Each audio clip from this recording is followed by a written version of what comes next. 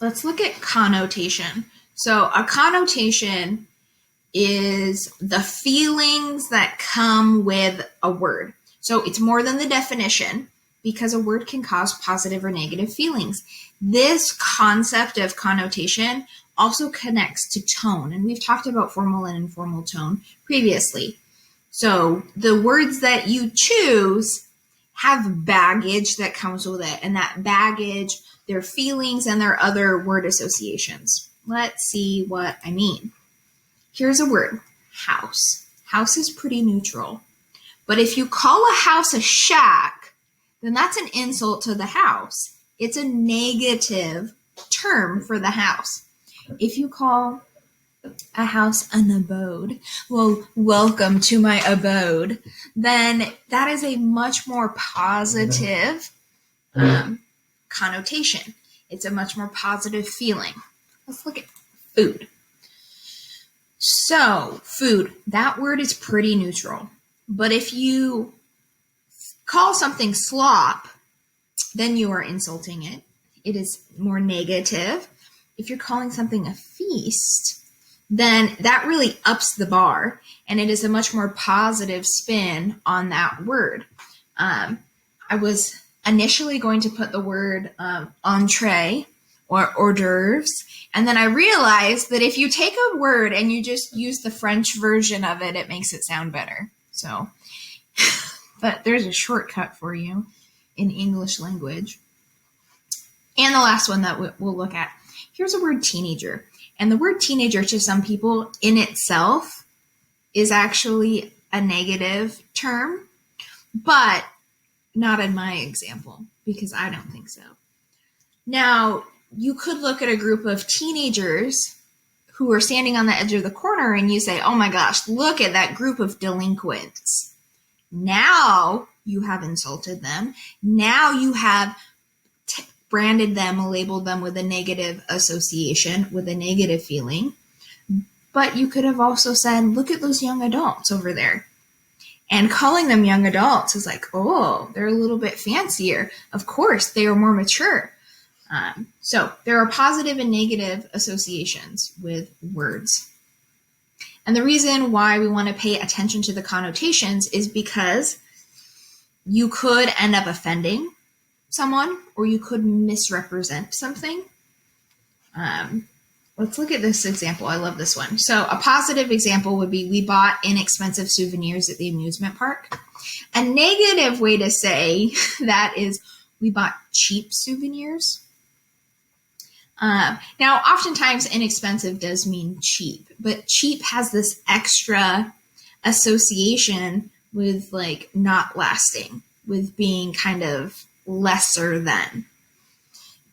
You can also think about it like this. When you think of this in terms of tone, words that have more positive associations tend to be more formal. Words that have negative associations tend to be more informal. It's not 100%, but there is definitely a pattern that words like inexpensive, moist, and bargain are more formal as opposed to cheapskate, soggy, and cheap. Okay. Now let's practice. I'm going to pop back to my prayer deck. Let's practice. So I've highlighted a word. Can you tell me, does this word have a positive or negative connotation? The finished shed looked very flimsy. So flimsy, does that have a positive or negative connotation? So click on this, circle the one that you think. Flimsy. We're a little split on that. Flimsy, other words that would describe flimsy would be cheap, would be unstable, would be bare bones. Bare bones might be a more positive way. I would say that this is a negative word. It looks like you Jimmy rigged it. Okay, number 2. Hop into my whip and I'll take you to the mall. For those of you who don't know, my whip means my car. So is whip a positive or negative word for car?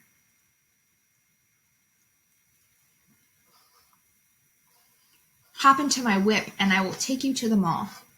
So does this sound like a positive or negative way to say my car? It is more positive because it sounds like it's a fast car, like it's a sports car. So whip would be positive. Here's one. The hoarder's apartment was dank. Dust floated in the air. Does this word dank have a positive or negative connotation? This word is also a homonym. So it has multiple meanings, and we have to look at the whole sentence in order to identify which connotation is it. So we're talking about a hoarder's apartment. It was dank, and then we have other clues of there's dust in the air. So which definition of dank is being used here? Is it more of a positive association or a negative? Can you like imagine the bad smell? I can imagine a bad smell. Dank is like that mildewy smell, like that cold, ooh. Okay. Well done, people. Let's look at denotation. And for denotation, I'm just going to give you some examples of these. So denotation and connotations are related because they have this kind of the same ending. But a connotation is the feeling. The denotation is the definition. So what does the word mean in the dictionary? That's the denotation. So I want you to think about D's here. Denotation, definition, dictionary. Here's some examples. Here's our word, clique. And a clique has kind of a negative connotation about a group of people who are very exclusive and maybe a little snobby, like this is our clique and you're not in it. But the actual definition just means a set of people. Let's take a mob. A mob has a negative connotation of being an angry crowd. I don't know if you can see them going, but that's their faces right here. Denotation. A mob just means a group of people. Let's look at some more examples. So denotations take things literally. So if somebody told denotation, hey, take a seat, they would walk out with it. Okay, thank you. I could have used this folding chair. This is going to be awesome on my porch. Sometimes they can be funny because denotations are literal. So let's look at a couple more examples to wrap it up. Denotation, it's the definition. Here's a phrase. Here's a sentence. That was too hard. The definition would mean that it was solid and like you couldn't cut through it. The connotation of that word, of this phrase might be, it was too difficult. The task was too difficult to complete. But the definition would be like, it was solid. I could not cut through it. Okay. We made a commitment to be best friends. So let's look at this word. Commitment, when we look at the denotation, the dictionary definition, that is a pledge to one another. That is when you look at each other in the face and you say, you're my best friend. And they say, yes, and you're my best friend. Connotation means that you have an emotional connection. So if you say that you've made a commitment to somebody, you've made a pledge, but it's more like in your heart. I think a good commitment takes both of those things. So the denotation, we made a pledge, is when you actually prick your finger and you make a blood oath. Don't do that. Or you take your pinkies and you pinky promise. It is that pledge to be best friends forever.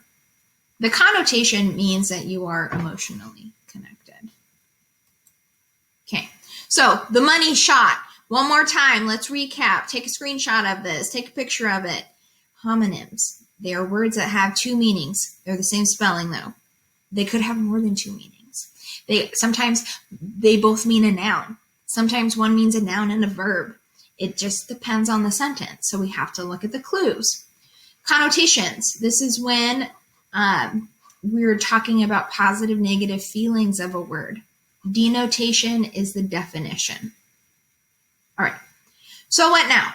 Go ahead, take the 509 quiz, check your Skyward T3 grade, take your reading inventory if you have not already done that, and get some light work in. Reach out for help if you need me, email me, and drink some water because life is a lot easier when you don't have a headache and when you're fully hydrated. So here's that shot one more time. Good luck.